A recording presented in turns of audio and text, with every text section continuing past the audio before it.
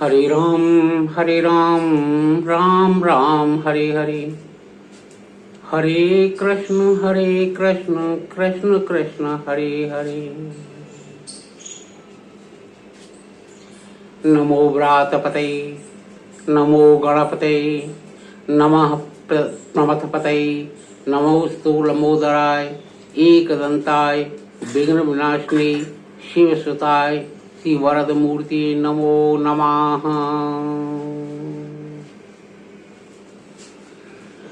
जनक सुता जग जनन जानकी, अतिशय प्रिय करुणा निधान की। जिनके युग पद कमल मनावहूँ, जासु कृपा निर्मल मति पावहूँ। मैं प्रभु श्री गणेश जो मंगल के देवता हैं, उनके चरणों में सादर प्रणाम करता हूँ और सुमति देने वाली माँ वाणी या जगत जनन जानकी, उनकी युगपद कमलों में प्रणाम करता हूँ, जिसकी कृपा से निर्मल मति प्राप्त हो। जासु कृपा निर्मल मति पावहूँ। और जो कुछ मैं कहने की इच्छा रखता हूँ, प्रभु कृपा से वह कह सकूं, ऐसी मेरी प्रभु से प्रार्थना है। रामचरितमानस बड़ा विशाल काव्य है, महाकाव्य की श्रेणी में आता है। जीवन निकल जाए पढ़ते पढ़ते नित नए अर्थ दिखाई देते हैं, लेकिन वहीं कहीं से इस अथाह समुद्र में से भी कुछ हमारे आदरणीय विद्वान एक दो पंक्ति उन्हें कहीं से मिल गई और उन्होंने उसका खूब प्रचार प्रसार किया। पाठकों और श्रोताओं में इस पंक्ति का ऐसा प्रसार हुआ कि उनकी जिज्ञासा ही कुछ और रूपों में जागृत हो गई। उनकी मान्यता, उनकी संवेदना सब कुछ बदली बदली सी हो गई। और ऐसी ही एक पंक्ति है, ढोल गंवार शूद्र पशु और नारी सकल ताड़ना के अधिकारी।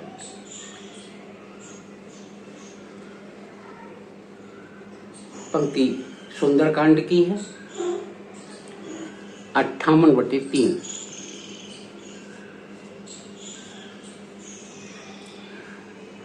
प्रस्तुत पंक्ति में और तो सभी को छोड़ दीजिए,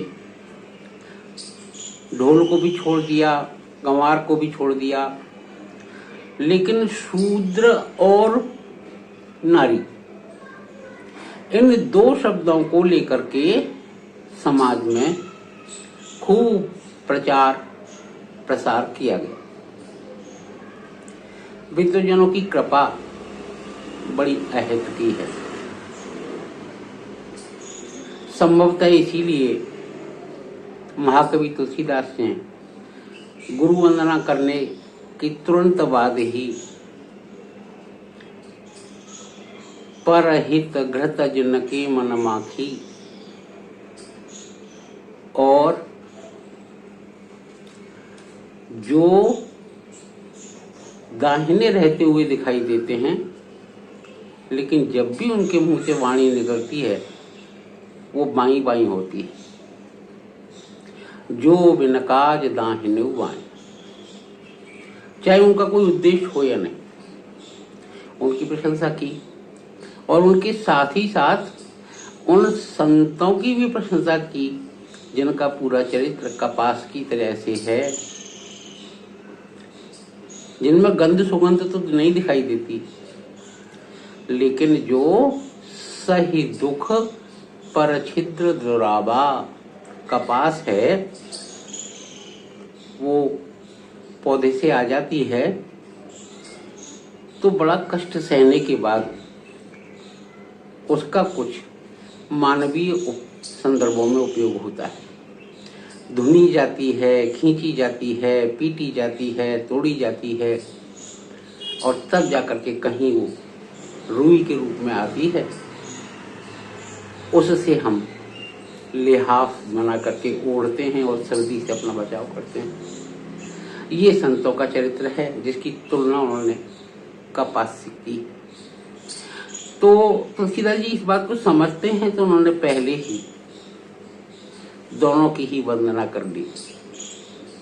लेकिन भाई जैसे जिसका जैसा स्वभाव, कोई अपने स्वभाव से क्यों दूर रहने लगा, बड़ी अच्छी बात है।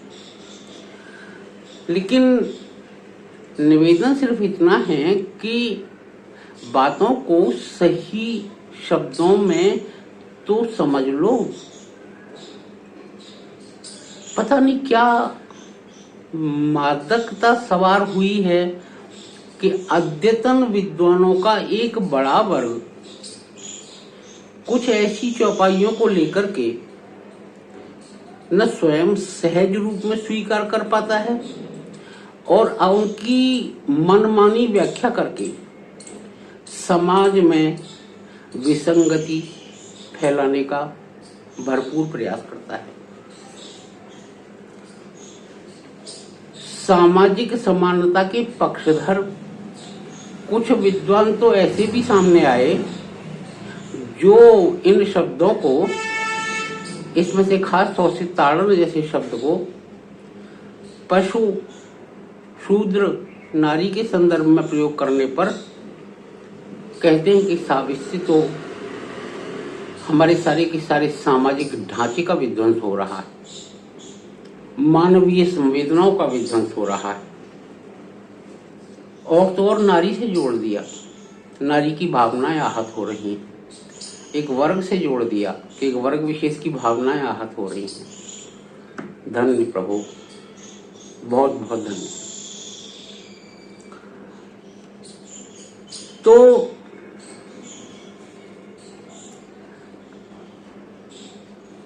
इन विद्वानों की विद्वत्ता तो सामने आई ही आई, लेकिन समाज का क्षोभ और द्वेष भी बहुत जगह देखने को मिला, बहुत बार देखने को मिला। और बड़े बड़े विद्वान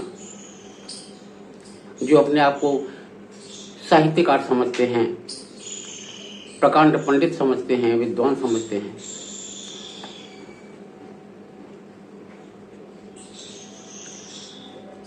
वे तक इस तरीके की व्याख्या करते हैं।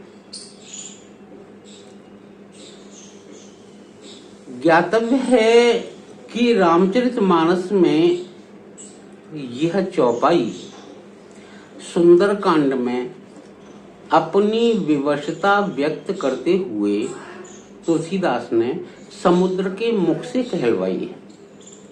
समुद्र ने कहा है। पाठकों को ये संदर्भ याद दिला दें कि लंका पहुंचने के लिए जब समुद्र पार करने की बात आई तो प्रभु श्री राम ने सबसे सुझाव मांगे कि भाई क्या किया जाए, कैसे समुद्र पार किया जाए। तो सबसे पहले तो सुग्रीव, अंगदाद से सुझाव मांगे गए। उसके बाद विभीषण जी से भी सुझाव मांगा गया।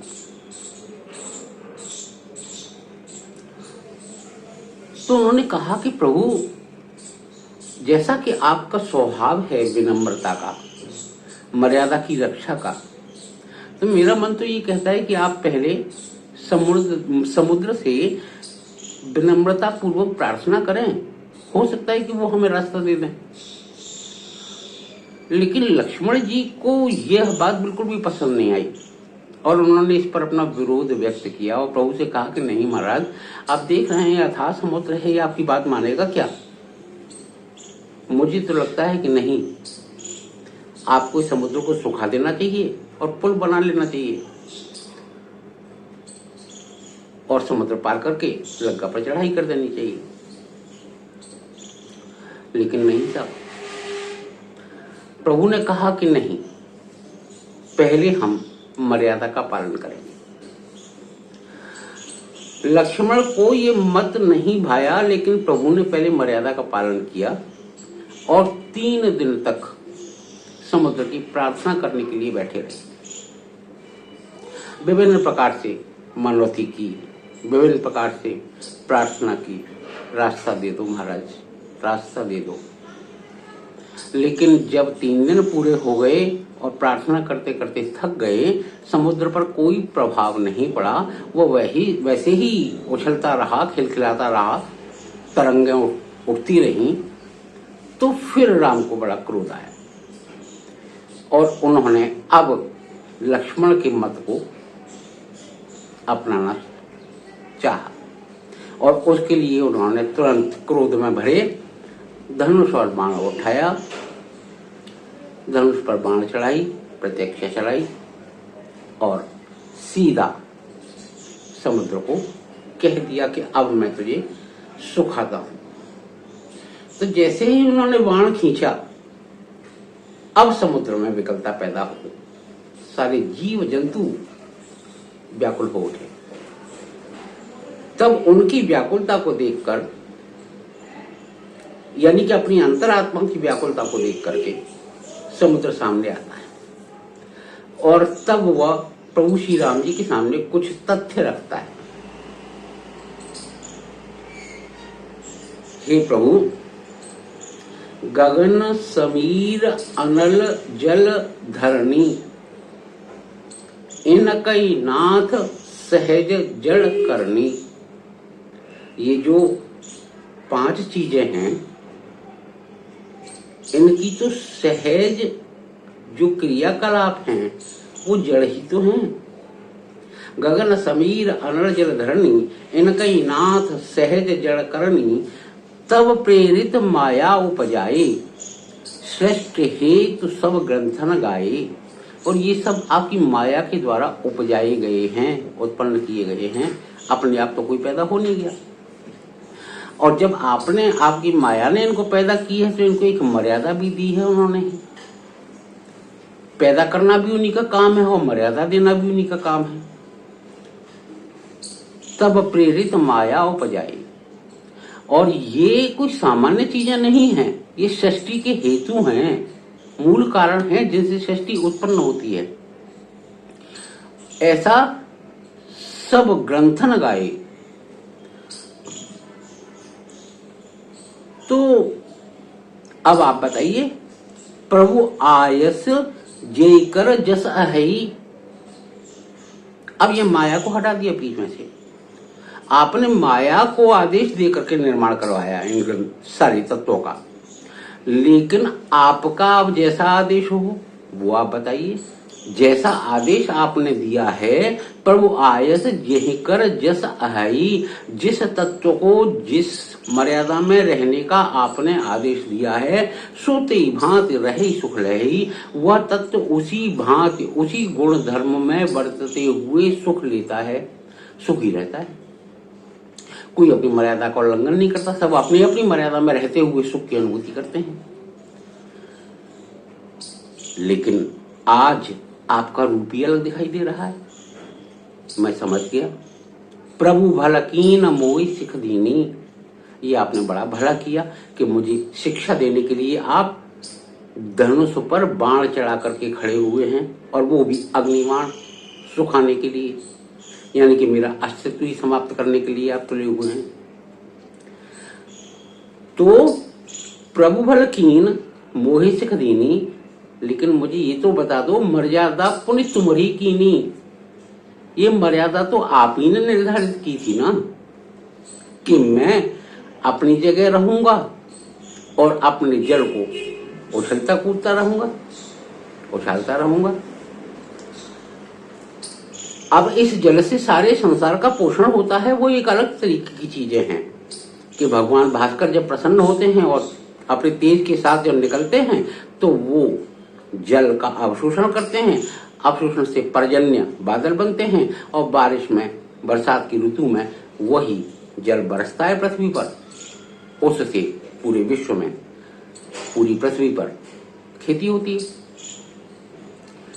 और उस खेती से जो अनाज पैदा होता है उससे पुनः जीव का ही पालन होता है।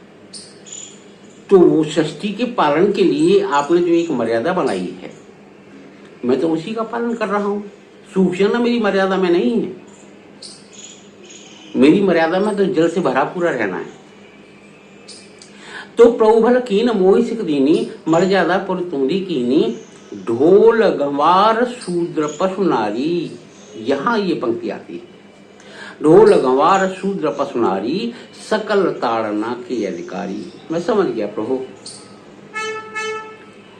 और उन्होंने एक संकेत भर भी दे दिया कि भाई आप भी इसीलिए तो बाण उठा के खड़े हुए हैं कि ताड़न करेंगे, क्योंकि ये तत्व सारे के सारे अपने आप में जो उन्होंने पीछे गिनाए हैं, वो सभी तत्व सृष्टि के मूलभूत हेतु हैं। सृष्टि की प्रक्रिया आगे समुद्र ने समझाई है, उस पर भी हम अभी विचार करते हैं। तो उन्होंने कहा कि ठीक है, आप अगर इसके लिए तैयार हैं तो मुझे इस बात में कोई आपत्ति नहीं है, और मैं इस बात को समझता हूं कि ढोल गंवार शूद्र पशु और नारी यह सब ताड़न के अधिकारी हैं। अब समुद्र ने किस संदर्भ में ये बात कही है? नारी की महिला विशेष के लिए कही है, ये नारी तत्व के लिए कही है। सृष्टि में जो नारी तत्व है उसके लिए कही गई है ये बात, क्योंकि दो ही तरीके के तत्व हमें सृष्टि में दिखाई देते हैं, एक पुरुष तत्व और एक नारी तत्व। आप पेड़ पौधों में भी देख लीजिएगा, स्त्रीलिंग और पुल्लिंग दोनों अलग अलग होते हैं। एक निर्माण करता है बीज के लिए, और दूसरे के परागकण आकर के फूल से मिलते हैं तो परागण होता है, तो जाकर के फूल बनता है। वो जो फूल बना हुआ है उसमें परागण होकर के और बीज बनने की प्रक्रिया या फल बनने की प्रक्रिया प्रारंभ होती है। ठीक यही नारी तत्व सारी समस्त सृष्टि में है और सभी तत्वों में है, चाहे वो पृथ्वी हो, चाहे वो वायु हो, चाहे वो अग्नि हो, चाहे आकाश, सभी में अपना अपना तेजस है। अग्नि तत्व देखने में भले ही एक जैसा लग रहा हो, लेकिन जहां जनन क्षमता की बात आती है और जनन में पोषण क्षमता की बात आती है, नारी तत्व की बात आती है, तो वही अग्नि तत्व का स्वरूप अलग होता है। और जहां पुरुष की बात आती है कि उसे अपना पराग देना है, पुष्प की बात आती है और वो अपना पराग दे रहा है, तो उसमें पराग निर्माण की प्रक्रिया में भी अग्नि तत्व का सहयोग है। लेकिन दोनों का अग्नि तत्व समान रूप से व्यवहार नहीं करता, दोनों के अंग और प्रकृति के अनुरूप ही व्यवहार करता है। तो ये जो पांचों तत्व हैं, ये संसार में अपनी अपनी तरीके से अलग अलग व्यवहार करते हैं। तो अब तुलसीदास जी ने किन संदर्भों में नारी शब्द का प्रयोग किया? क्या स्त्री जाति के लिए किया, या जो प्रकृति का नारी तत्व प्रधान गुण है उन सब के लिए किया? इनकी व्याख्या जरा एक दृष्टि डाल लेते हैं तो बात साफ हो जाती है। समुद्र बड़ी विनम्रता के साथ फिर प्रभु से कहता है कि हे प्रभु, आकाश, वायु, अग्नि, जल और पृथ्वी, इनका तो सहजी स्वाभाविक गुण धर्म है जड़ता, स्वभाव से ही जड़ है। और हे प्रभु, ये पांचों तत्व, इनकी जड़ता इन्होंने अपनी इच्छा से धारण नहीं की है, न ग्रहण की न धारण की। ये जड़ता तो आपकी माया की प्रेरणा से ही उत्पन्न हुई है और माया को आपने प्रेरित किया है। तो मूल रूप में तो आपने माया को प्रेरित किया और माया ने इन तत्वों को जन्म दिया, और जन्म देकर के माया ने इनकी मर्यादा बांधी। तो अप्रत्यक्ष रूप से तो आपने ही इनकी मर्यादा बांधी है ना। सृष्टि के संचालन के मूलभूत कारण के रूप में ये सभी तत्व आप ही ने उत्पन्न किए हैं। और हे प्रभु, जैसे ही जिस तत्व की मर्यादा आपने बांधी, जिन गुण धर्मों में बरतने की उसे आज्ञा दे दी, वह तत्व अपने उन्हीं गुण धर्मों में बरतता है और सुखपूर्वक रहता है। कोई अपनी मर्यादा का उल्लंघन नहीं करता। छिते जल पावक गगन समीर में से, जिसका जैसा स्वभाव है वो वैसा ही बरतना है। और ये सब का सब आपके द्वारा किया गया है। अब आप क्रोध कर रहे हैं तो आप ही सोच लीजिए। ठीक है, आप इस मर्यादा को बदलना चाह रहे हैं तो मुझे क्या आपत्ति हो सकती है, बदल दीजिए। तो आप मुझे सीख दे रहे हैं, बड़ी अच्छी बात है। मगर प्रभु, मैं तो जो कुछ कर रहा था आपकी मर्यादा का पालन ही तो कर रहा था, इसमें मेरा क्या अपराध है? तो आप कहें तो मैं अपने गुणधर्म त्याग देता हूं। यूं भी आपके प्रताप के समक्ष मेरा अस्तित्व ही क्या है? आपका एक ही बाण समूचे समुद्र को सोखने के लिए पर्याप्त है। लेकिन देख लीजिए, इस समुद्र में अथाह गहराई है और इसमें असंख्य जीवात्माएं हैं जो रह रही हैं। तो क्या मैं उनके पालन का विधान छोड़ करके अपनी मर्यादा छोड़ दूं? मैं अपनी तरफ से तो नहीं छोड़ रहा, लेकिन जब आप सुखाने पे ही तुल गए हैं तो फिर मुझे आना पड़ा है और आपको ये याद भी दिलाना पड़ा है। तो समुद्र ने अपनी बात कह दी, प्रभु के सामने रखी, तो प्रभु श्री राम को भी सोचने के लिए विवश होना पड़ा कि हाँ भाई, कह तो सही रहा है। अथाह समुद्र है, लाखों की संख्या में जीव जंतु समुद्र में रह रहे हैं। इसको सुखाने का मतलब क्या है? सबको मार देना? तो क्या बैठे ठाले ये पाप ले लिया जाए? क्या कोई और रास्ता अगर निकल सकता हो तो उस पर विचार नहीं किया जाना चाहिए? अब यहां दूसरी दृष्टि से भी अगर हम देखें तो श्री रामचरितमानस एक प्रबंध काव्य है, और जब भी किसी काव्य की रचना की जाती है तो उसमें तरह तरह के पात्र रखे जाते हैं। उसमें एक नायक भी होता है और एक खलनायक भी होता है। नायिका भी होती है और खलनायिका भी होती है। उसमें पढ़े लिखे महान विद्वान भी हो सकते हैं, वेदज्ञ और संस्कृतज्ञ भी हो सकते हैं, और उसमें अनपढ़ व्यक्ति भी हो सकते हैं जो खेती किसानी का कारोबार करते हैं या और दूसरे कारोबारों में लगे हुए हैं। अब कोई पात्र अपने स्वभाव के अनुरूप, मान लीजिए कोई खेती करने वाला किसान है, कोई फल विक्रेता है, कोई सब्जी उत्पन्न करने वाला है या सब्जी बेचने वाला है, वो अगर अपनी भाषा में बात कर रहा है तो आप उसके लिए लेखक को दोषी ठहरा देंगे। लेखक ने तो उस पात्र का गठन उस वातावरण को रखने के लिए और अपनी बात रखने के लिए कहा है ना, किया है ना। तो अब किसी पात्र से आप खलनायक उन्होंने उसमें रख दिया तो खलनायक से लेखक खलनायक हो गया। उसने कोई संस्कृत बोलने वाला विद्वान रख दिया तो लेखक विद्वान तो है ही है, तभी तो संस्कृत बोलने वाला विद्वान रखा है।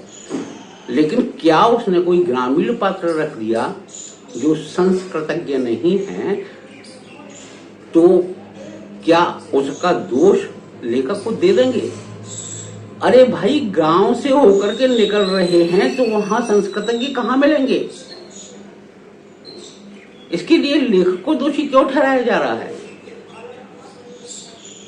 तो कुल मिलाकर के विद्वानों के लिए यह मेरी विनम्र प्रार्थना है कि यहां हमें इतना अवश्य ध्यान रखना होगा कि काल, कर्म, गुण, दोष और स्वभाव के आधार पर किसी भी कलाकृति या साहित्य की रचना की जाती है, तो ऐसा न हो कि हम इन पांचों तत्वों को छोड़ करके और अलग से अपनी मनमानी व्याख्या करना शुरू कर दें। अब रही बात जल समुद्र की, नारी और शूद्र की। तो अब इस संदर्भ में हम सीधे सीधे से कह देते हैं कि जो बात समुद्र ने कहलाई है वह कोई सामान्य बात नहीं है। अगर उसका आरंभ हम देखें और उन पंक्तियों का अंत हम देखें तो आपको उसके गठन का अनुभव सीधा सीधा सा हो जाएगा कि सबसे पहले समुद्र ने जो बात रखी है वो 5 तत्व पहले रख दिए हैं और ये तत्व हैं गगन, समीर, अनल, जल और धरणी। ये 5 तत्व रख दिए। अब इनको हम साहित्य की भाषा में अप्रस्तुत कह सकते हैं कि यह अप्रस्तुत विधान है और इनकी व्याख्या करने के लिए उन्होंने 5 प्रस्तुत विधान रखे गए सामने।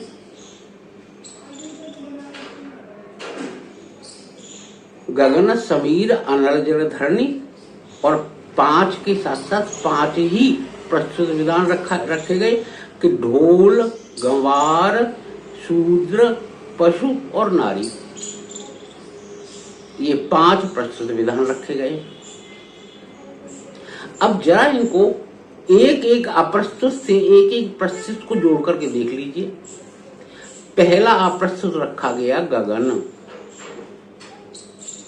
और पहला प्रस्तुत रखा गया ढोल, यानी कि ढोल और गगन का आपस में संबंध है।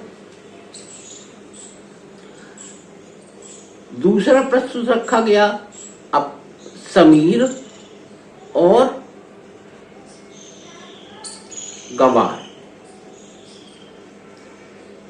तीसरा रखा गया अनल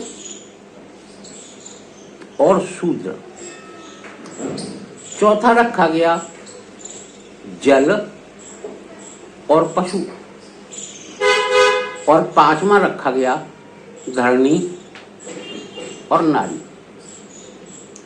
अब इन 5 अप्रस्तुतों और 5 प्रस्तुतों को हम साथ साथ रख करके देख लेते हैं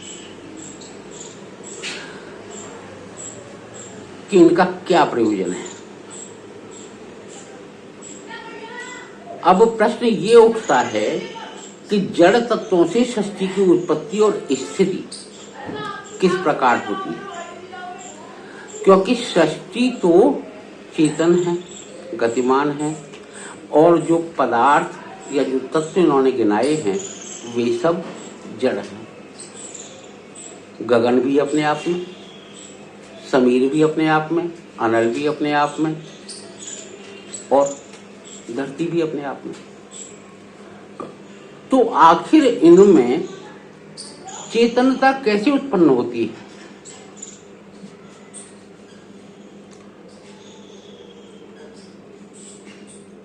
तो सीधी सीधी सी बात है कि चेतनता तब तक पैदा नहीं हो सकती जब तक ये हिलेंगे डुलेंगे नहीं, और हिल डुल ये तब तक नहीं सकते जब तक कि कोई आघात प्रतिघात नहीं होगा।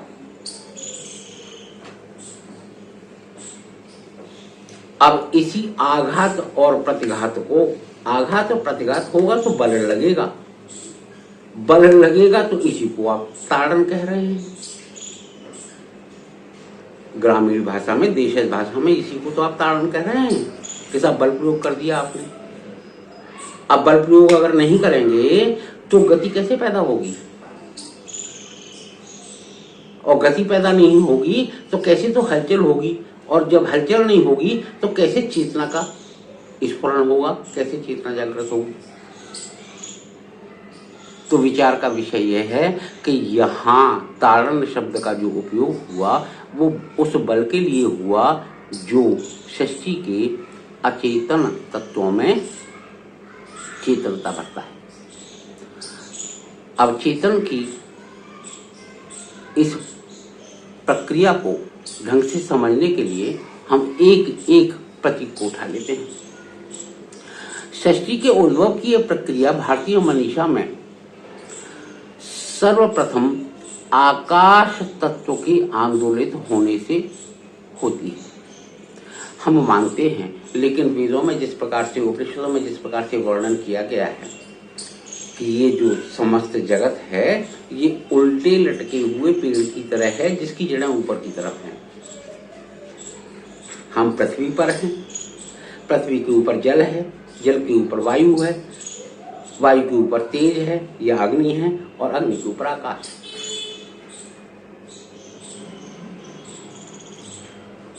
तो इस प्रकार से इन 5 तत्वों का विधान है।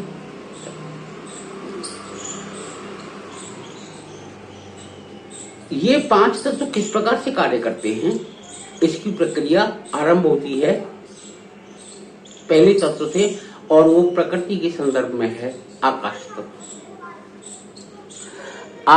ये माना जाता है कि आकाश तत्व में जब विक्षोभ पैदा हुआ, विक्षोभ क्यों पैदा होगा साहब? बिना ताड़न के विक्षोभ तो पैदा नहीं होगा। जब तक आकाश तत्व में गति नहीं होगी, कोई बल नहीं लगेगा, कोई ताड़न नहीं होगा, तब तक विक्षोभ तो क्यों पैदा होने लगा?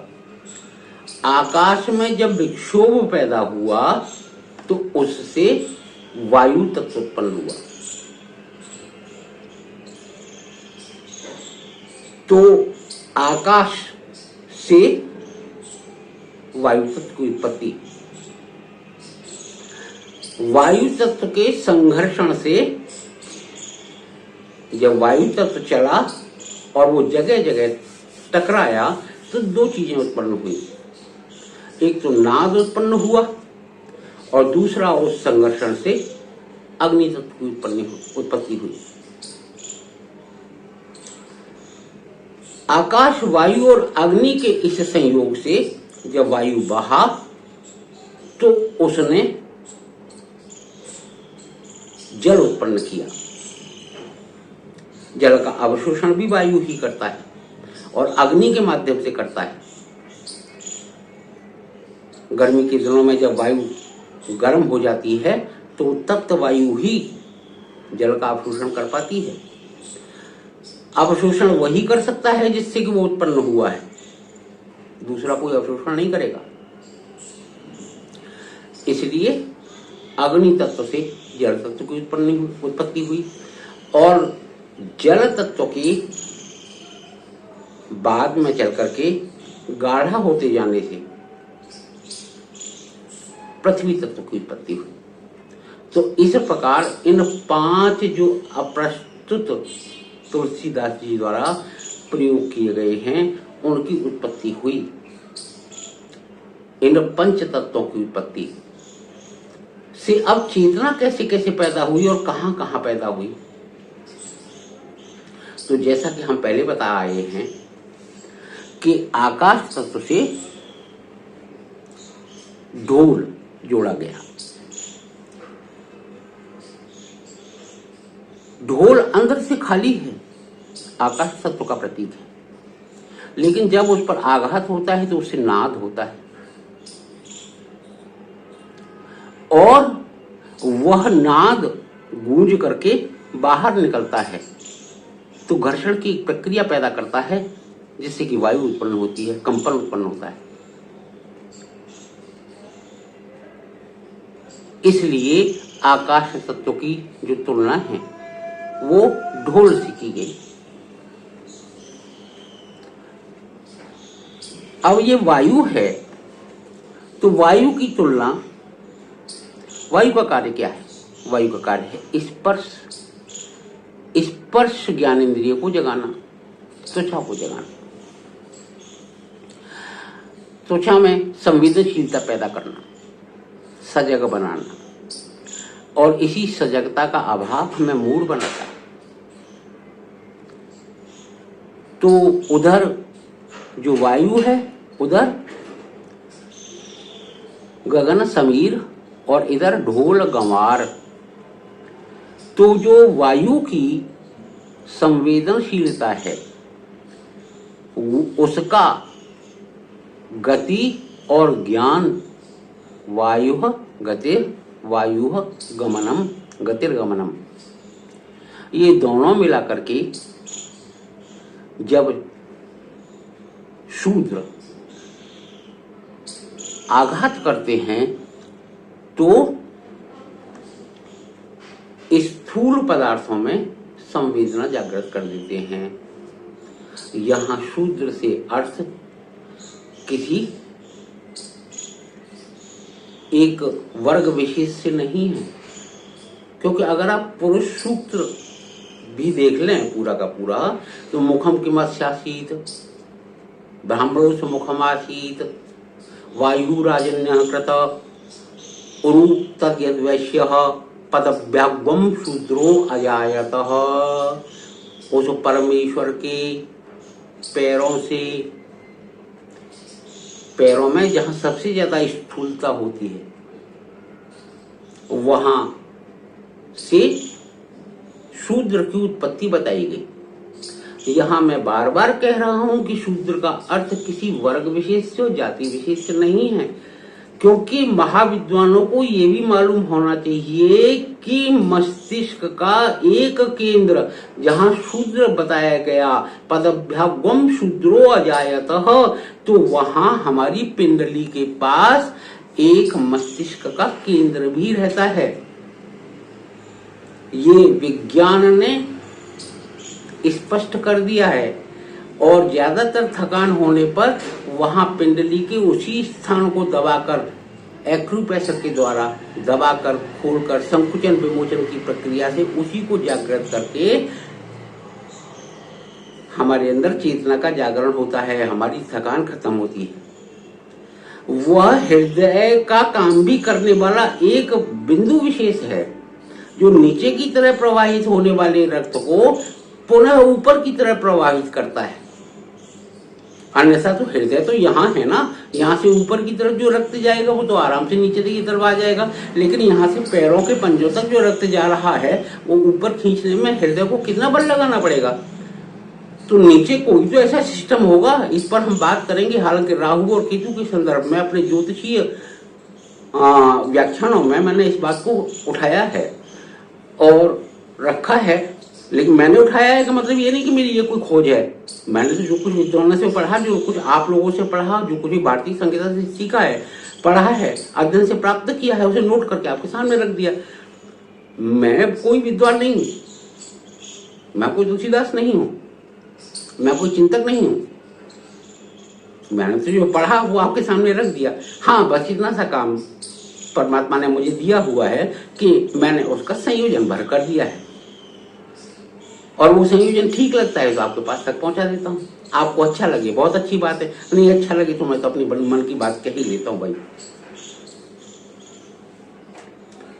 तो शूद्र शब्द इतना ज्यादा शक्तिशाली शब्द है कि जहां मस्तिष्क और हृदय दोनों का एक केंद्र विद्यमान है, लेकिन वो जागृत नहीं होता।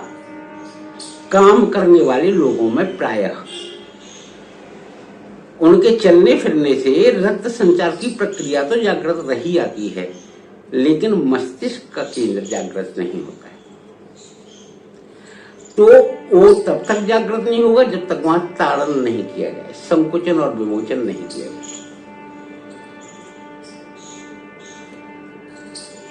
और साक्षात प्रमाण इस बात के हैं कि जब आप थके हुए हों तो आपके जब पैर दबाए जाते हैं तो उससे आपको आराम मिलता है, आनंद मिलता है, आप नींद में चले जाते हैं, शांति मिल जाती है।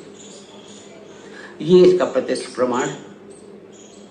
तो अब इन प्रमाणों के लिए प्रमाण सहित जो बात कही गई है उसके लिए और क्या कहा जाए। लेकिन उन महानुभावों और आदरणीयों को प्रणाम जिन्होंने इस शब्द को एक वर्ग विशेष के पास रख दिया और ये नहीं सोचा कि अगर वर्ग विशेष की बात करते हैं साहब तो वहां तो ऐसे ऐसे महानुभाव पैदा हो गए, वाल्मीकि पैदा हो गए जिन्होंने रामायण लिख दी, जिसकी व्याख्या करना तो बहुत दूर, जिसको पूरा पढ़ पाना भी बहुत आसान कार्य नहीं है। ये बहुत बड़े विद्वानों के लिए। जहां रैदास जैसे लोग पैदा हो गए जिनके ऊपर कहावती बन गई, जो मन चंगा तो कटौती में गंगा। इतना बड़ा भक्त अपने आप में कि उस कटौती में जिसमें चमड़ा गला हुआ है उसमें रैदास हाथ डालते हैं और माँ गंगा से कहते हैं कि माँ मुझे कंगन दे दो अपने, और उसमें से कंगन निकाल करके दे देते हैं। कथा बड़ी लंबी है, सुनी होगी आपने। और वैसा कंगन संसार में उपलब्ध नहीं है क्योंकि वो अलौकिक है।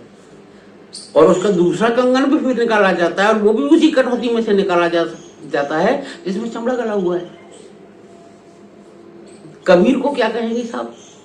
हो तो राम का कूतरा, मुतिया मेरा नाम, गले राम की जेवरी, जिस खींचे तित जाऊं। कबीर। और कबीर तो यहां तक कह देते हैं कि भाई वो कबीर तो चला गया,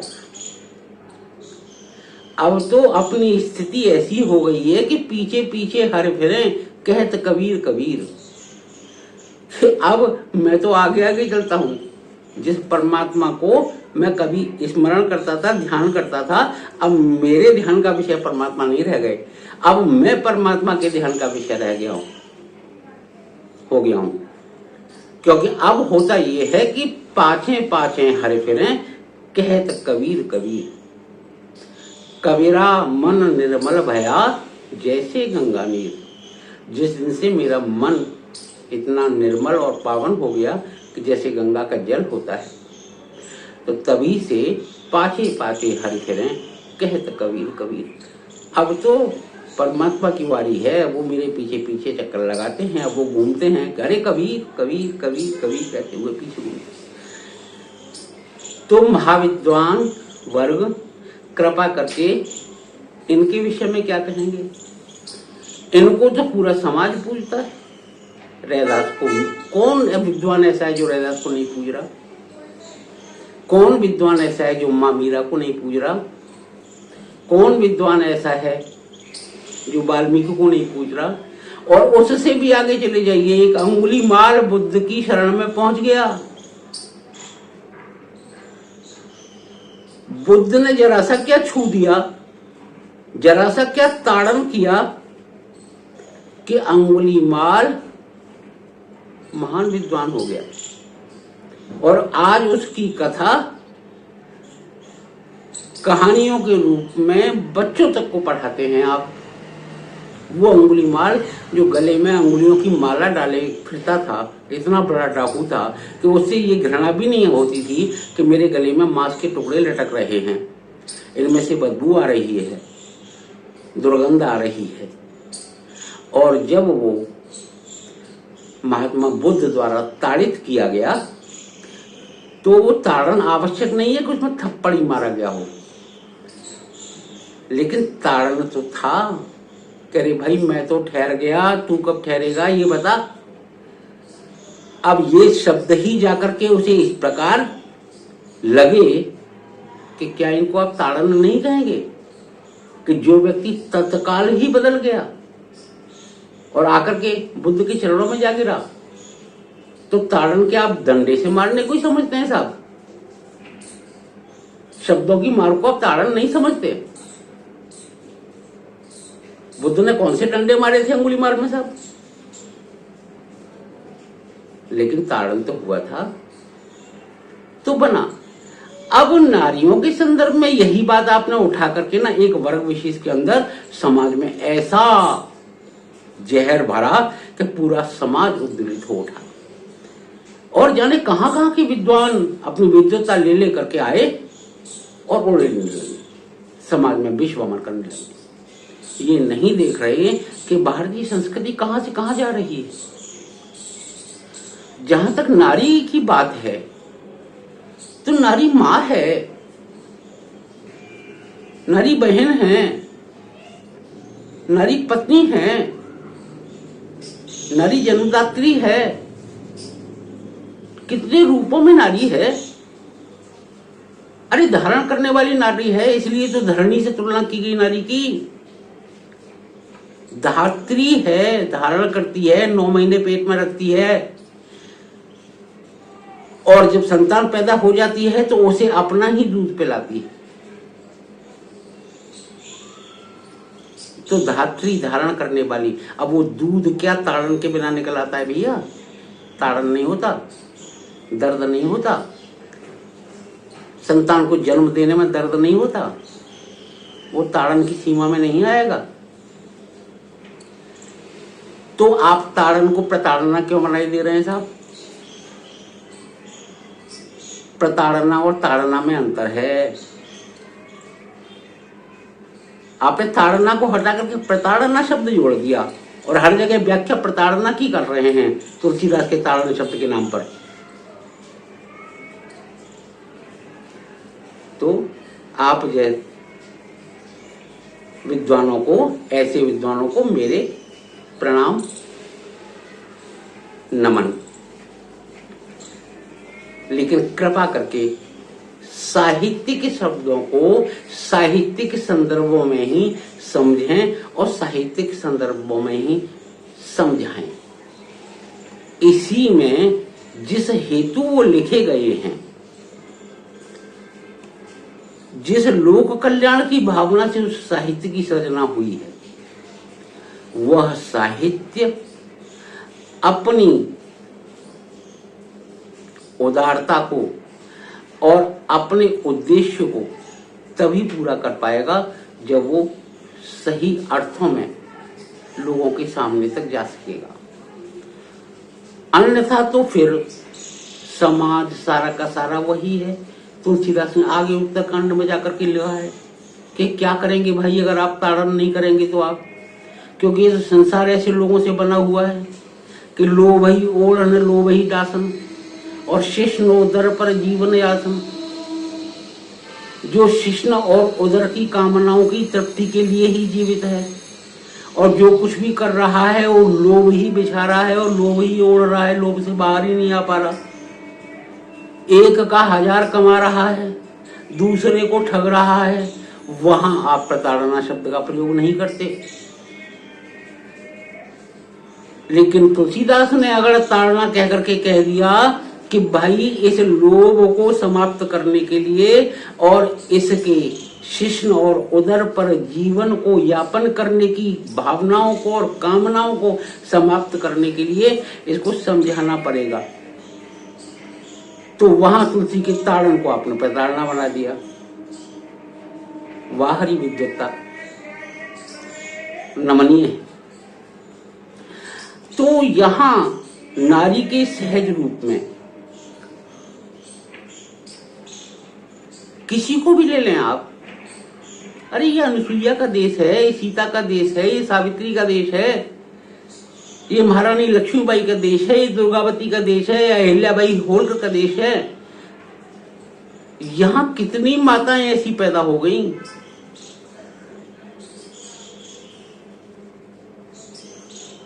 जिनके नाम पर ब्रह्मा विष्णु और महेश जैसी महान शक्तियां, जिन्हें आप महान शक्ति कहते हैं, अनुसुईया ने लिया, क्षण भर में उठा करके बच्चा बना करके पालने में झोला दिया। नारी तो वो शक्ति है।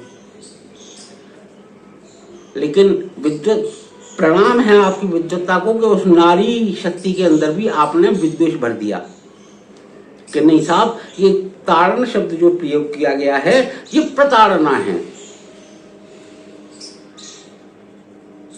तो प्रणाम प्रणाम प्रणाम विद्वत्ता। तो गोस्वामी जी ने तो इस संदर्भ में नहीं कहा, जहां तक मैं समझ पा रहा हूं, और मेरी समझ तो बहुत छोटी है तो मैं अपनी समझ को प्रामाणिक रूप में तो आपके सामने नहीं रख सकता, लेकिन मैंने जो अप्रस्तुत विधान और प्रस्तुत विधान आपके सामने रखा है और जो उनकी तात्विक व्याख्या आपके सामने रखी है, उसमें जो कुछ भी कमी हो उसमें अगर आप कोई सुधार करना चाहते हैं तो अवश्य कर दें। क्योंकि अगर हम इन शब्दों को इसी रूप में समझते रहेंगे तो भारतीय संस्कृति और भारतीय साहित्य की जो गहन आस्था है उसको बहुत करारी चोट पहुंचेगी। और मेरा उन विद्वानों से विनम्र अनुरोध है कि कृपा करके भारतीय संस्कृति को भारतीय संदर्भों में और भारतीय सांस्कृतिक संदर्भों में समझें। कम से कम उतनी संवेदना तो पैदा कर लें। संस्कृति क्या है इसको तो समझ लें, भारतीयता क्या है इसको तो समझ लें। उसके बाद ही भारतीय सांस्कृतिक शब्दों की व्याख्या करने का प्रयास करें। आप विद्वान हैं, इस बात से कोई इनकार नहीं कर सकता, और हम जैसे लोग तो आप जैसे विद्वानों को प्रणाम करते ही रहते हैं। तो आप ये मानिए कि आपकी विद्वत्ता पे तो कहीं आंच नहीं आ रही, लेकिन कम से कम भारत के सांस्कृतिक गौरव को नष्ट तो मत करिए। इसी प्रार्थना के साथ मैं अपनी वाणी को विराम देता हूँ। व्याख्या तो बहुत करनी है, बड़ा मन हो रहा है कि आगे इसकी व्याख्या करूं, लेकिन आज इतना ही। और आपकी प्रतिक्रिया की प्रतीक्षा मुझे रहेगी। आपको लगे कि मुझे आगे इसको बढ़ाना है तो मैं विस्तार से व्याख्या कर दूंगा, प्रयास कर लूंगा। एक इसी एपिसोड के 10 एपिसोड बना दूंगा इसी एक विषय पर। परमात्मा की कृपा रहेगी तो बोलने का क्यों नहीं है। फिर 5 तत्वों को अलग अलग लेकर के 5 तत्वों की गहन गंभीर व्याख्या कर दूंगा। तो 10-15 दिन का विषय तो बहुत आराम से हो सकता है। मैं आप सभी को नमन करते हुए, विद्वजनों को प्रणाम करते हुए वाणी को विराम देता हूँ। मेरे बड़ा श्री राधा माधवाभ्याम नमः। इदमित्थम इदम इति अथम, यहीं समापन होता है और फिर परमात्मा चाहेंगे तो आगे हम आरंभ करेंगे। हरि ओम। श्री कृष्ण अर्पणम अस्तु। मैंने जो कुछ भी कहा है भगवान श्री कृष्ण को अर्पण कर देता हूँ। जो कुछ भी तू करता है वो मुझे अर्पित करता चल, इसी से तू सदा जीवन मुक्त होने का आनंद अनुभव करेगा। भगवान श्री कृष्ण, श्री गीता जी प्रणाम।